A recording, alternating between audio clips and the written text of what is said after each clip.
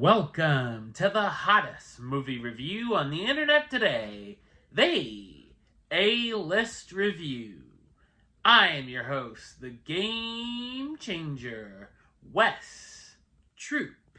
And in this episode, we're going to hop into our mint-flavored time machine and travel back to the year 1969 to look at one of the films that was nominated for Best Picture that year.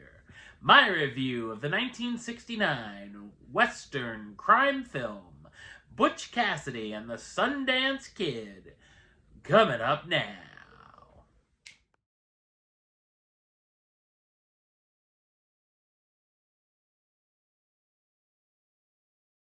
Set in Wyoming in the late 1890s, Butch Cassidy and his closest companion, the Sundance Kid, are members of the legendary Hole-in-the-Wall gang, who are planning a new robbery.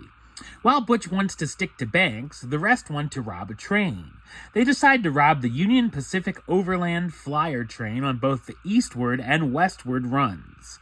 While the first robbery goes well, the second goes awry when a team of hired trackers arrive and try to kill the outlaws.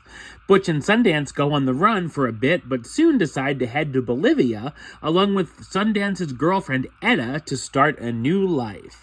So what did I think of Butch Cassidy and the Sundance Kid? I thought it's a highly entertaining and well-made Western. It was directed by George Roy Hill, who's also known for directing films such as The World of Henry Orient, Hawaii, The Sting, Slapshot, and The World According to Garp. The film premiered in theaters on September 23, 1969, and ended up becoming the highest-grossing film of the year. It's based on true events, or as the beginning of the movie tells us, mostly true events of the Wild West outlaws, Robert Leroy Parker and Harry Longbow, better known as Butch Cassidy and the Sundance Kid. The cinematography by Conrad Hall is terrific, giving us some fantastic-looking shots, and I really enjoyed the first scene being presented in sepia tone, and then changing afterward to give it a more modern feel. The opening credits are brilliant, acting like a silent film and even giving us the effect of the sound of an old film projector. It also gives the effect of splicing in a slow-paced montage of old-time photos depicting their trip to Bolivia.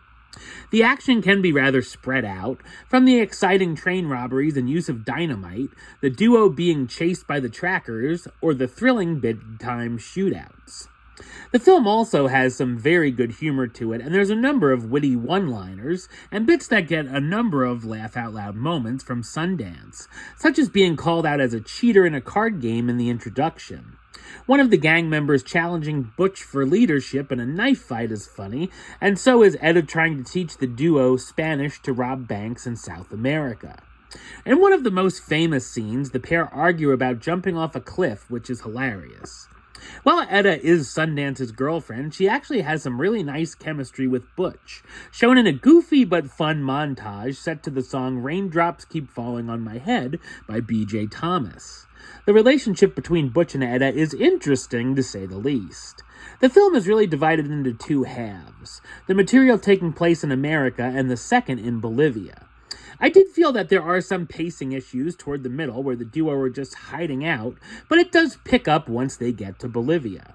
The performances and chemistry between the starring duo is incredible, with Paul Newman as Butch Cassidy, the clever leader of the Hole-in-the-Wall gang, Robert Redford as the Sundance Kid, the terrific shooter who finds himself on the run with Butch, and Catherine Ross as Etta Place, Sundance's girlfriend who gets in on the action. Butch Cassidy and the Sundance Kid won 4 Academy Awards: Best Cinematography, Best Original Score, Best Original Song for Raindrops Keep Falling on My Head, and the Best Original Screenplay. It was also nominated for Best Sound, Best Director, and Best Picture. Butch Cassidy and the Sundance Kid is one of the most popular westerns that overflows with charm and wit. Number-wise, I'm going to give it a 9 out of 10. Which gives it the A-list rating of A-list approved.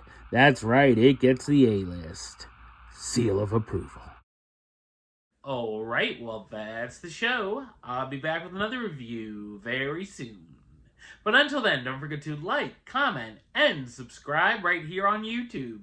youtube.com/westside of 515. Like the show on Facebook, facebook.com/West Troop A-List. And of course, you can follow me on the Instagram and Letterboxd at West A-List. Until next time, Troop out.